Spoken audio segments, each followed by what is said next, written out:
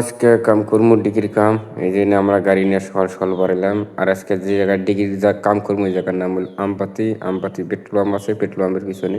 তো এই যে গাড়ি দাগ দিয়ে নিয়ে গেছি, তার কারণ ডিগ্রিটা একদম পাহাড়ের গোনার মধ্যে, তাই জন্য রাস্তা নাকি সিধে গেতেছি। আর ওই যে গাড়ি একজন আগে গেতেছে, মানে ওর ডিগ্রি কাম করবো আর কি।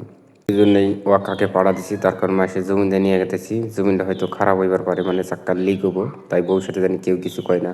তো গাইস ফাইনালি করে ডিগির মধ্যে আয়া গেলাম। আর ডিগির মধ্যে আয়া দিয়ে প্রচুর পানি, এক কথায় বলতে কি ডিগি লোড। আর ডিগির মধ্যে বলে কিছু মাছও আছে। তাই আমরা এখন কি করবো, এই ডিগির আইলটা কাইটে দিয়ে পানিটা বাইর করে দিই। পানিটা বাইর করে দিলে পানিটা শুকাইবো, শুকানোর পরে গোল আমরা। তো তাই করলে আমরা ডিগি কমসে কম এক সপ্তাহ থুয়ে দেবো আর কি, পানি বাইর করে। তার কারণে এক সপ্তাহ থুয়ে দিলে ডিগিটা একদম মানে যেহেতু করা যাবো, মানে পানিটা শুকা যাবো আর কি। তো পানি শুকালে আমরা ডিগি বানাবো। আর যে পরিমাণে পানি বাড়াইতেছে ডিগির থেকে, তো মোটামুটি 2 ঘন্টা লাগলে আর কি ডিগিটা শুকিয়ে যাবো গা। এই যে প্রচুর পানি বাড়া গেতেছে।